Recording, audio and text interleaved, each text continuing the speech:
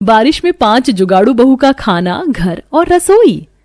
पांचों बहुएं भयंकर गर्मी में सूप में गेहूं चावल फटकने में जुटी हुई थीं। आज तो गर्मी के मारे मौसम में आग लगी पड़ी है। इतनी धूप और गर्मी में गेहूं साफ करने में हालत खराब हो गई। पर कविता, आज धूप अच्छी निकली है, चलो फटाफट से गेहूं धोकर पसार देते हैं। एक दिन में सूख कर करारा हो जाएगा तो चक्की में पीसने के लिए दे देंगे। महीने भर के खाने का आटे का जुगाड़ तो हो जाएगा। सबसे बड़ी बहू सरिता की इस बात पर नुपुर असंतोष भरे भाव से बोलती है, जेठानी जी, ये 10-15 किलो आटा हमारे लंबे चौड़े परिवार में कितने दिन चल जाएगा? इस महीने कोटे वाले ने आधा राशन काट कर दिया है, ऊपर से आधे से ज्यादा तो गेहूं चावल चुनने में कंकड़ पत्थर निकल गया। देवरानी जी, ये तो राशन दफ्तर वालों का हर महीने का धंधा है। राशन दफ्तर में उनका दबदबा चलता है। अगर हमने आवाज उठाई तो राशन कार्ड बंद कर देंगे। जो भी थोड़ा बहुत राशन मिल रहा है, रसोई चलाने में थोड़ी राहत सहायता तो मिलती है। दरअसल गोदावरी के घर की माली हालत बड़ी खराब थी। 5 बहू, 5 बेटे, उनके बाल बच्चे, सास ससुर समेत सब लोग 25 गज के किराए के मकान में गुजारा कर रहे थे। 5 के पति दिहाड़ी मजदूरी करके जितना काम कर लेते, सब 2 टाइम की रोटी खाने में निकल जाता था। घर पर तो इतना पानी उपलब्ध नहीं है जो गेहूं धुल पाए। नदी पर चलते हैं। बहू गेहूं बोरी में भरने लगती, तभी मौसम खराब हो जाता और काले घने बादल गरजने के साथ मूसलाधार बारिश शुरू होने लगती है। हे भगवान, अभी तो कितनी तगड़ी धूप निकली थी, एकदम से बारिश चालू हो गई। सूखा अनाज भी भीगकर गीले ना हो जाए। 5 जुगाड़ू बहुएं जल्दी जल्दी अनाज उठाकर घर के अंदर लाती, जहाँ मकान की दीवार और छत की हालत देखने से ही बिल्कुल कच्ची थी, मानो तेज आंधी तूफान में मकान धंसकर किसी भी टाइम गिर जाए। अजी देखो जरा, मकान की दीवार हवा से कैसे हिलडुल कर रही है। मेरा तो दिल बैठा जा रहा है कहीं बारिश में मकान ना गिर जाए। गोदावरी, इस मकान को भी तो बने हुए 25 साल गुजर चुके हैं। ऊपर से आंधी पानी भी तो इतनी तेज बरस रहा है। बेचारा ये मकान कितना मौसम सहन करेगा। जड़ कमजोर हो गई है इसकी। शंकर अभी ऐसा बोल ही रहा था कि छत में से एक मिट्टी का ढेला टूटकर उसके सर पर गिरता है, जिससे खून निकलने लगता है। हे राम, अखिलेश के बाबूजी, तुम ठीक तो हो गए? हे भगवान, कितना खून बह रहा है। तभी मूसलाधार बरसात के चलते मकान के कोने कोने की दरार में से पानी टपकने लगता है, जिससे रजनी झुंझलाकर, देखा, बरसात लगते ही मकान जगह जगह से चूने लगा। बस हम 5 बहू के तो नसीब में हर बार मानसून के मौसम में पानी साफ करना ही लिखा है। रजनी, सब्र से काम लो, ऐसे गुस्सा करने से बारिश तो नहीं थमेगी। नुपुर, आशा, तुम राशन की बोरी रसोड़े में रख दो, वहाँ की सतह सूखी है। जी जेठानी जी। 5 बहुओं को घर से बरसात का पानी निकलने में काफी घंटे गुजर जाता है। शुक्र है बारिश थम गई, मगर बारिश के चलते खाना पीना बनाने में तो काफी ज्यादा लेट हो गया है। अब देखना, घर में धुआं मचा देखकर हमारे पति लोग आते ही भड़केंगे। गुस्सा करेंगे तो बोल देंगे, घर में पानी भर गया था, खाना कैसे बनता, घर सुखाने में लेट सपेट हो गया। तब 5 बहुएं खाने की तैयारी में जुट जाती हैं। तभी चूल्हा ना जलने पर रजनी गुस्सा करते हुए, कब से आंच जोड़ने का जतन कर रही हूँ, मगर उपले नहीं सुलग रहे। बरसात के टपके के चलते टोकरी भर के उपले भीग गए, जुगाड़ लगाना पड़ेगा। तभी तीनों बच्चे बैठकर पढ़ते हुए, पूजा दीदी, मेरी ये वाली कॉपी भर गई है। कोई बात नहीं सलोनी, इस भरी वाली कॉपी को रद्दी में रख दो, कबाड़ी वाले अंकल आएंगे तो मम्मी बेच देंगी। तभी रजनी रद्दी के अखबार फाड़कर चूल्हा सुलगाती है। इस सूखे कागज से आंच तो सुलग गई। कविता, सब्जी कट गई हो तो धोकर दे दो। जेठानी जी, बस सब्जी धुल गई, छान कर दे रही हूँ, ये लीजिए। रजनी जैसे ही सब्जी छौंकती, पूरे मकान में मिर्ची का धास और धुआं धुआं फैल जाता है। तभी बारिश में गीले 5 के पति थरथराते हुए आते हैं। आज तुम लोगों ने खाना बनाने में इतना लेट क्यों कर दिया? एक तो दिन पर हम बारिश में भीग करके मजदूरी करके आए हैं, आराम करने की जगह भी नहीं है।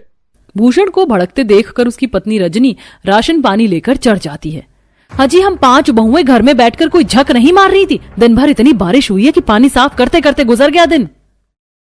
आप लोगों को बोलते बोलते 2 महीने हो गया, बारिश का मौसम भी चालू हो गया, लेकिन अभी तक मकान की मरम्मत नहीं करवाई। पता नहीं आप 5 कमाकर रोल पर मिट्टी चढ़ा रहे हैं क्या? अरे तुम बीवियों को तो घर में रहकर बस बर्तन धोना है और खाना बनाना है। बाहर जाकर कमा कर लाना पड़ता है, तब पता चलता किस खेत का जौ उगता है। पहले ही रोजगार के लिए मारा मारी है। हे भगवान, प्रभात, कविता, चुप करो। दोनों ऐसे झगड़ने से हल नहीं निकलेगा कोई। देखो, गलती हमारी भी नहीं है। हमें क्या मालूम था कि मानसून इतनी जल्दी लग जाएगा। आजकल मालिक अपनी निगरानी में काम करवाता है। पर कल कैसे भी हम सीमेंट ले आएंगे और घोल बनाकर छत पक्की कर देंगे। तब बहुएं पतियों को खाना खिलाकर और बरसात से ठंडी गीली जमीन पर ही बिस्तर डालती हैं। किसी तरह पूरा परिवार हाथ पैर मोड़कर 25 गज वाले मकान में सो जाता है। अगली सुबह देखना 1-2 घंटे बारिश बरखा कर छूट गई तो मौसम में और भी ज्यादा गर्माहट और घमस सी मच गई। मेरा तो पूरा शरीर चिपचिपा रहा है। पहले चलकर नदी पर नहाना धोना निपटा कर आ जाते, घरेलू काम आकर करेंगे। तभी दोनों बड़ी बहू के बाल बच्चे भी आ जाते हैं। मम्मी मम्मी देखो, मैंने मछली फंसाने वाला कांटा पकड़ा है, मैं भी नदी पर चलूंगा। मम्मी अगर ये दोनों का बच्चा नदी पर जाएगा तो हम भी चलेंगे। अच्छा चलो ठीक है। कुछ ही देर में बहुएं बच्चों को लेकर नदी पर लाकर नहलाती हैं, कपड़े धोती हैं। वैसे गर्मी के चलते नदी का जलस्तर कितना कम हो गया था, लेकिन कल की बारिश से नदी का पानी बढ़ गया है। हाँ कविता, एक दिन की बरसात होने से वातावरण में भी जैसे जान पड़ गई हो। देखो पेड़ पौधे घास हरे भरे हो गए हैं। वैसे इस नदी किनारे कितनी ठंडक है। मेरा तो दिल करता है यहीं पर कुटिया डाल कर रह लेते हैं। नुपुर का विचार सुनकर चारों बहू सोच में पड़ जाती हैं तो आशा कहती है, नुपुर इस नदी किनारे घर बसाया जा सकता है, लेकिन गर्मी के मौसम में, क्योंकि बारिश के हिसाब से इस नदी किनारे की जमीन काफी कच्ची है, घर बह जाएगा। तभी तेज आंधी तूफान उठने के साथ तगड़ी बरसात होने लगती है। आज तो हम बारिश में फंस गए, अब घर कैसे जाया जाए। तभी आशा घने जंगल को देखती है। इतनी आंधी बारिश में हम सब घर नहीं पहुंच पाएंगे, बरसात छूटने तक हमें जंगल में ठहरना होगा।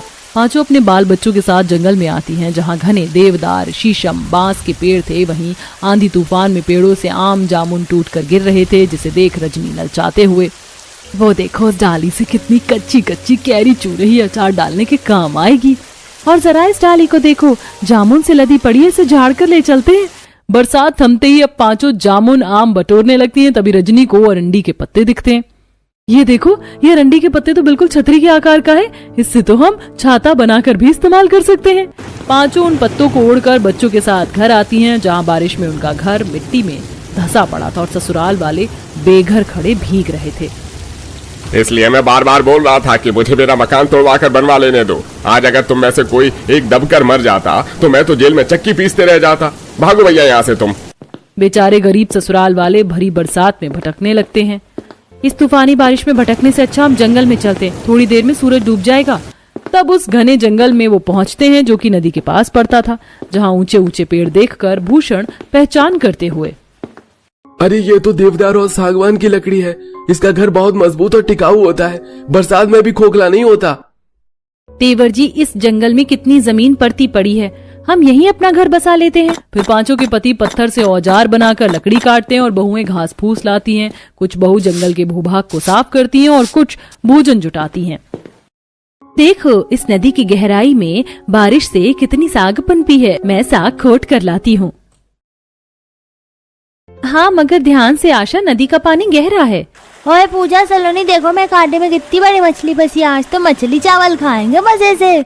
इतनी बड़ी मछली देखकर रजनी खुश हो जाती है। अरे वाह, ये तो रोहू मछली है, इतने में तो हमारे पूरे परिवार के खाने का जुगाड़ लग जाएगा। तब बहुएं जमीन में मिट्टी खोदकर चूल्हा बनाती हैं और मछली भून कर केले के पत्ते की पत्तल पर परोसती हैं। इसी तरह बारिश में घने जंगल के अंदर गुजर बसर चल रहा था कि एक दिन, हम सब ऐसे खुले में कब तक खाना पीना बनाएंगे, काश की एक रसोई बनी होती, बारिश का मौसम भी है। तभी नदी में से तेज बहाव के साथ काफी चमकीले सीप और पत्थर आ जाते हैं। ये क्या चमकती चीज है, ये तो सीप है। पता है इसके अंदर बेशकीमती महंगे मूंगा मोती होते हैं। फिर तो हम इससे कान के टॉप चूड़ी बनाकर बेच सकते हैं और इसके खोखले पत्थर को अपनी रसोई बनाने में इस्तेमाल करेंगे। नुपुर का एक तीर से दो जुगाड़पन सबको पसंद आता है। पांचों बांस की लकड़ी से रसोई का निर्माण करती हैं और उस पर घास पत्थर भी लगाती हैं, ताकि बारिश का पानी उनकी रसोई में ना घुसे। वहीं लगातार बारिश के चलते नदी के पानी में लबालब मछलियां भर जाती हैं, जिससे बाजार में वो बेचकर पांचों भाई घर परिवार का खर्चा आसानी से चला पाते हैं। शाम के 7 बजे थे। गर्मी की वजह से घर में धीरे धीरे करके अब खाना लेट बनने लगा था, लेकिन तीनों बहुओं को भूख अक्सर जल्दी लग जाती थी। मेरे से तो अब भूख बर्दाश्त नहीं हो रही है, मैं तो अपने लिए पिज्जा ऑर्डर कर रही हूँ। मोहिनी दीदी, तुम खाओगी? हाँ श्रुति, मेरे लिए भी एक पिज्जा ऑर्डर कर ले। और पल्लवी दीदी, तुम खाती नहीं हो फिर भी पूछ रहे हैं। अरे तुम क्यों पैसे बर्बाद कर रहे हो, आधे घंटे की बात है, मैं अभी आलू का पराठा बना देती हूँ, हम सब साथ मिलकर खाएंगे। एडवाइस अच्छी थी लेकिन हमने आपसे मांगी नहीं थी। जेठानी जी आधा घंटा रुकेंगे तो इतने में पिज्जा भी आ जाएगा, और वैसे भी माँ जी ने हमें बनाते हुए देख लिया, खाते हुए देख लिया तो चिल्ला उठेंगी। आप आटा लगाओ, आलू छीलो, मैं अपने कमरे में जा रही हूँ और मैं कुछ देर गाने सुन लेती हूँ। यहाँ रसोई में बहुत गर्मी लग रही है, पता नहीं आप कैसे गर्मी में खाना बनाती हो यहाँ पर। Heads off to you. ये कहकर दोनों देवरानी बहाना बनाकर अपने अपने कमरे में चली जाती हैं। एक गाना सुनती है, दूसरी खाना ऑर्डर करती है। वहीं बेचारी घर की बड़ी और समझदार बहू पल्लवी आलू छीलकर उसमें मसाला मिलाती है। जब से इस घर में आई हूँ तब से बस काम किए जा रही हूँ। सोचा था देवरानी आने के बाद थोड़ा सहारा मिल जाएगा, लेकिन सहारा कम, ये तो और काम बढ़ाकर चली जाती है। ना करने के बस बहाने हैं। लेकिन मुझे भूख लग रही, मैं अपने लिए खुद ही पराठा बनाकर खा लूंगी। दोपहर के 2 बजे के बाद से कुछ नहीं खाया। पल्लवी आलू का मसाला तैयार करके आलू का पराठा बना देती है। वहीं दोनों बहुओं को पिज्जा का ऑर्डर आ जाता है और वो कमरे में बैठकर पिज्जा खाती हैं। ये देख सास, तुम दोनों की हिम्मत कैसे हुई बाहर का खाना घर में मंगाने की, और इतनी जल्दी खाना खाने की क्या जरूरत है? वो माँ जी, बहुत भूख लग रही थी इसीलिए बाहर से पिज्जा मंगवा लिया। और छोटी बहू, तेरे पेट में भी चूहा हाथी दौड़ रहे होंगे जो सिर्फ इस पिज्जा से शांत हो सकते थे। सॉरी माँ जी, लेकिन भूख लगी थी। भूख लगी थी तो पति के आने का इंतजार नहीं हो रहा है? पता है ना रात का डिनर सब एक साथ खाते हैं, तो 12 बजे तक इंतजार कर लेती। अब बेचारे पति अकेले खाना खाएंगे। अरे माँ जी आप चिंता मत कीजिए, हमारा पेट थोड़ी भरा है, हम रात को भी खाना खाएंगे। कितनी डांगर हो तुम सब, सुबह शाम बस मुंह खुलता रहता है खाने पीने के लिए। अभी खा लो, रात को भी खा लेना। हमारे घर की बहुएं पति के साथ या पति के बाद खाना खाती है, समझी? ये कहकर जानकी चली जाती है। तब दोनों बहू मजे से पिज्जा खाती हैं। वहीं पल्लवी भी आलू का पराठा बनाकर रसोई में ही खा रही होती है। तब जानकी उस पर भी बिगड़ जाती है। ये भगवान, एक लंगड़ो एक काढ़ी, मैं अकेली सयानी। अरे किसने संभालूं? अभी उन 2 बेवकूफ को समझा कर आई हूँ। अब बड़ी बहू तू भी इतनी बेशरम हो गई कि बिना पति के आए तू खाना खा रही है। माफ कर दीजिए माँ जी, भूख लग रही थी और रात के खाने की तैयारी तो करनी ही थी, इसीलिए बना लिया खाना अभी। तू भूल गई है क्या, तेरे पापा जी और मेरे तीनों बेटे ठंडा खाना नहीं खाते। रात के 12 बजे ताजा खाना चाहिए होता है, उनके लिए तो ताजा बनाना। जी माँ जी। बेचारी गर्मी में परेशान होकर आलू का पराठा खा रही थी, उस पर भी जानकी सुनकर चली जाती है। फिर रात को चारों के पति आते हैं और बड़ी बहू गर्मी में परेशान होकर खाना बनाती है और दोनों बहू परोसती हैं। वो सब खाकर सो जाते हैं और पल्लवी अकेली रसोई की सफाई करती है। सब सो गए खा पी के और रात के 1 बजे मैं अभी भी रसोई में हूँ। मेरी जिंदगी में अभी भी कुछ नहीं बदला। बर्तन धोकर उन्हें रैक में लगा के पल्लवी सो जाती है। अगले दिन फिर सबका खाना बनाती है, पर सुबह से ही मौसम का मिजाज बिगड़ जाता है और तेज आंधी के बाद बारिश होने लगती है। अरे वाह, आज दुकान पर जाने से पहले ही बारिश हो गई। अब तो पकौड़े जरूर होने चाहिए, मॉनसून शुरू हो गया है। अरे पल्लवी बहू, मोहिनी, श्रुति, इसी बात पर चाय पकौड़े बनाकर ले आओ। जी पापा जी। एक बहू गोभी काटती है, दूसरी पालक और तीसरी चाय बनाती है। दीदी मैं चाय बनाकर अपने कमरे में चली जाऊंगी, आप परोस कर दे देना। दीदी मुझसे ये पालक साफ नहीं हुई, आप कर दो। पालक भी मैं साफ करूं तो तुम गोभी काट दो और इसके कीड़े भी निकाल देना, ठीक है? और पकौड़े तुम बना देना। अरे दीदी आपको तो पता है ना मुझे गोभी काटने नहीं आती। फिर भी ठीक है, मैं पालक ही साफ कर लेती हूँ। एक नया झंझट और शुरू हो गया। बारिश आई नहीं कि ससुर जी बोलेंगे बहू पकौड़े बना दो। हाँ अब तो यही होगा। तुम लोग क्या कर रहे हो, अभी तक पकौड़े नहीं बन पाए? उन चारों को दुकान जाना है, ग्राहक भी आ रहे होंगे। बस माँ जी कर रहे हैं। तब बहुएं जल्दी से मिलजुल कर चाय पकौड़े बनाकर ससुर और पतियों के सामने परोस देती हैं। मजा आ गया, पनीर के पकौड़े तो मेरे फेवरेट है। और मेरे पालक के। भाई मैं तो हर तरीके के पकौड़े खाता हूँ। चलो जल्दी खा लो, दुकान पर भी चलना है। जी पापा, भाभी जरा थोड़े से पकौड़े पैक भी कर दो, वहीं खा लेंगे दुकान पर। बहू इनकी चाय भी थर्मस में पैक कर दो। जी माँ जी। तब पल्लवी बहू उनके चाय पकौड़े पैक करके दे देती है और फिर चारों गाड़ी में बैठकर दुकान पहुंच जाते हैं और दुकानदारी करते हैं। वहीं पल्लवी कपड़े धोती है और दोनों बहू छत पर तेज हवा में रील बनाती हैं। वाह क्या मौसम है। Golmaal Golmaal everything's gonna be Golmaal Golmaal Golmaal everything's gonna be Golmaal. मौसम मस्ताना रास्ता अनजाना, मौसम मस्ताना रास्ता अनजाना, जाने कब किस मोड़ पे बन जाए कोई अफसाना। आई आई या दीदी कौन सा आप 90s के गानों में घुस गई, मेरी तरह आज की जेनरेशन के गाने गाइए। एक नंबर तुझ कमर, हाय चाल शेकी शेकी, हाय कितनी सुंदर तुझे डिम्पल, जे पाइजे टेक इट। तब सास दोनों बहू को देख आंख बड़ी कर लेती है। मैं इतनी देर से तुम दोनों को नीचे ढूंढ रही हूँ और यहाँ तुम मटर गश्ती कर रही हो। रोटी पानी सिर्फ बड़ी बहू के जिम्मे है क्या? वो माँ जी। तब दोनों बहू नीचे भाग जाती हैं। फिर बारिश शुरू हो जाती है, पर ज्यादा देर तक बारिश होने पर रसोई में टपकान शुरू हो जाती है, जिससे बहू जगह जगह बर्तन लगा देती है।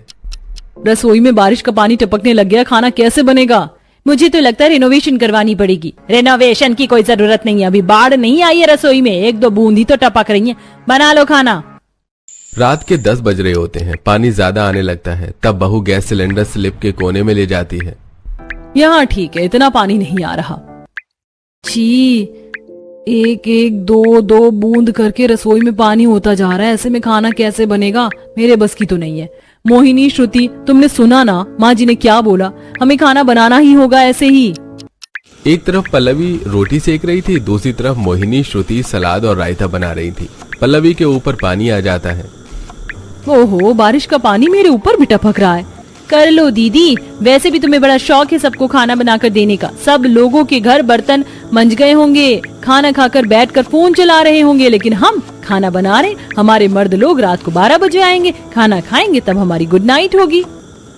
और फिर तीनों बहू खाना बना लेती हैं और घड़ी की टिक टिक सुइयों को देखती हैं। अभी तो सिर्फ 11:30 हुए हैं।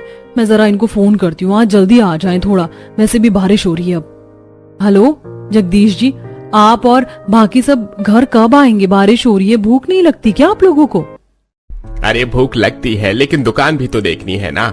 ऐसे कैसे सब कुछ छोड़कर आ जाए, और फिर हिसाब भी करना है। अरे कमबख्त फोन पर क्या लगा है, जल्दी से सारा हिसाब करना, घर भी निकलना है, और चिप्स कोल्ड ड्रिंक के बॉक्स अंदर कर। जी पिताजी। हेलो मोहिनी, तुम फोन रखो, मुझे बहुत सारा काम है। तुम्हें पता है तो है, हम रात के 12 बजे ही आकर खाना खाएंगे, फिर क्यों पूछ रही हो?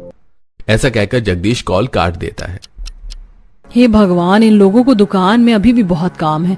4 लोग मिलकर रात को जल्दी दुकान नहीं बढ़ा सकते, और भी तो दुकान वाले घर जल्दी आ जाते हैं, पर इनका पता नहीं कौन सी दुकानदारी रात में होती है। अब पूछ लिया ना, कोई फायदा नहीं हुआ। रोटी बनाने का सुनो, ये ठंडी रोटी हम खाएंगे और हमारे जो पति आएंगे उनके लिए मैं गर्म बना दूंगी, ठीक है? रात के 12 बजते हैं। गाड़ी से चारों बारिश में घर पहुंचते हैं और खाना खाते हैं। पल्लवी गरम गरम रोटियां लेकर आती है। तब ससुर, अरे बहू, तुमने इस पर घी नहीं लगाया, जरा अच्छे से घी लगा कर दो। जी पापा जी। वाह, कितना बढ़िया गरम खाना है। रात को 12 बजे तक भूख बहुत ज्यादा लग जाती है, और लेट खाने से खाना और भी स्वादिष्ट लगता है। आओ अब तुम सब भी खा लो। पहले आप सब खा लीजिए, फिर हम खा लेंगे। तब सभी लोग खाना खाकर चले जाते हैं। लास्ट में तीनों बहू खाना खाती हैं। तब श्रुति, एक तो इतना लेट खाना खाओ, आधी भूख मर जाती है। दीदी मैं सोने जा रही हूँ, ये बर्तन वगैरह आप साफ कर लेना, और आप भी थक गई होंगी तो कल सुबह कर दें। हाँ जेठानी जी, मैं भी सोने जा रही हूँ, अब और उठने की क्षमता नहीं है, आंखें दर्द हो रही हैं। तुम जाओ, मैं कर लूंगी। माँ जी ने जूठे बर्तन छोड़ने पर ना मना किया है। दोनों बहू हर बार की तरह चली जाती हैं और अकेले पल्लवी रसोई के झूठे बर्तन साफ करके तब 1 बजे सोती है। फिर सुबह खाना बनाने के बाद सब्जी खत्म हो जाती है, तो बहू हल्की बूंदाबांदी में कीचड़ के रास्ते पर जाकर खुद सब्जी लेकर आती है। फिर रात को भी बारिश से रसोई में पानी टपक रहा होता है। थोड़ा थोड़ा पल्लवी भीग जाती है। तभी मोहिनी थाली पटक कर, मुझे तो समझ नहीं आता, ये खाना हर रोज ताजा क्यों चाहिए? दिन में बना हो तो भी खा सकते हैं। मैं तो बोल रही हूँ जो आए टाइम से खा ले, हम वेट नहीं कर सकते, बस अब बहुत हुआ।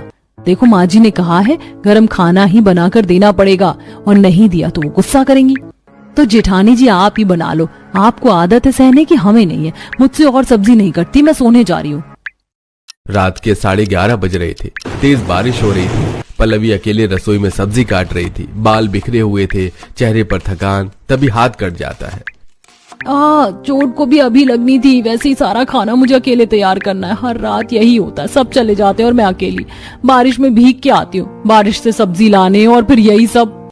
तभी जानकी रसोई में आकर, बहू खाना बना क्या, तेरे पापा जी आ गए, गरम गरम रोटी चाहिए।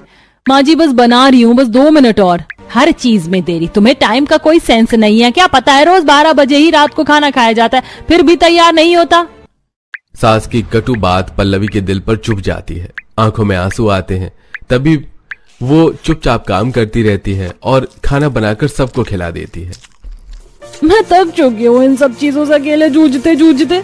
मेरी देवरानी को मुझ पर तरस नहीं आता और ना ही मुझे खुद पर, वरना उन दोनों की तरह माँ जी को जवाब देकर मैं भी अपने कमरे में आराम से बैठती, लेकिन नहीं। अच्छू अच्छू, ये लो अब जुकाम भी हो गया, कपड़े बदल ले, जो रसोई का काम करो, तब जाकर सो और फिर सुबह जल्दी उठकर इन लोगों का खाना बनाओ। कपड़े बदलकर पल्लवी जैसे ही बिस्तर पर लेटती है तो पूरा बदन दर्द होता है।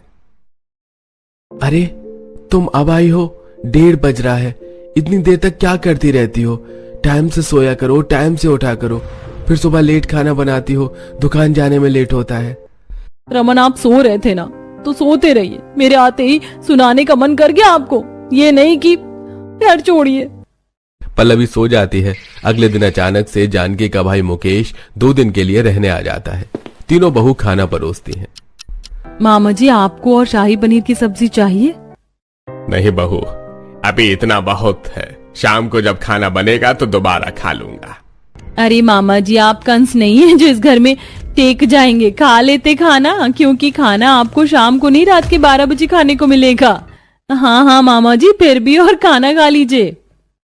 नहीं बस बेटा, बारिश का मौसम में थोड़ा कॉफी बना कर ले आते। मैं बनाकर लाती हूँ मामा जी। पल्लवी रसोई में कॉफी बना रही होती है, इतने में तेज बारिश से छत पर पानी भर जाता है और रसोई में पानी अब काफी ज्यादा टप टप करने लगता है, जिससे बहू भीग जाती है और कॉफी देते वक्त, अरे बहू तुम तो घर से बाहर नहीं गई फिर भी भीग गई, कैसे?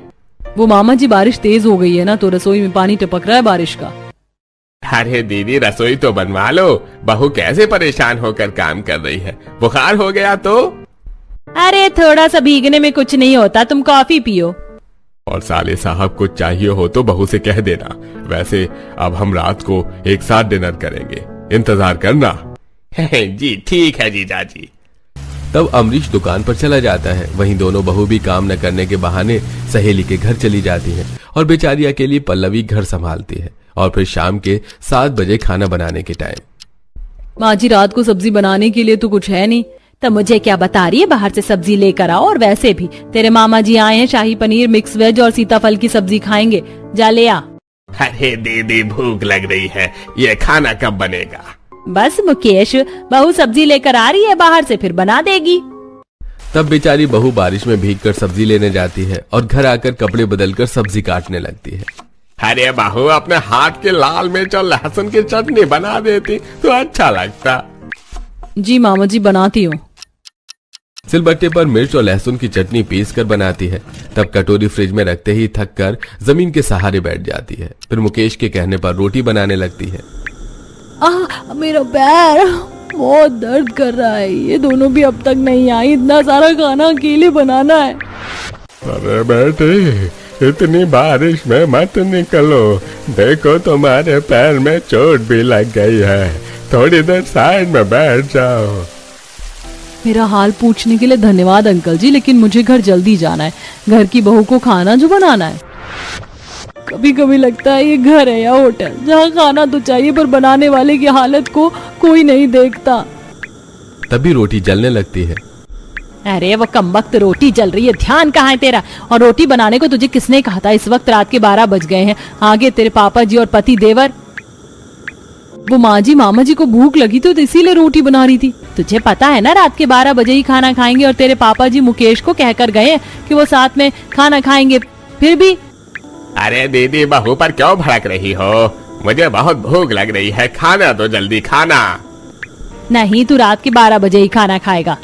अरे जबरदस्ती है दीदी, रात के 12 बजे खाना खाते नहीं हैं, सो जाते हैं। लेट खाना खाने से बीमारियां होती हैं शरीर में।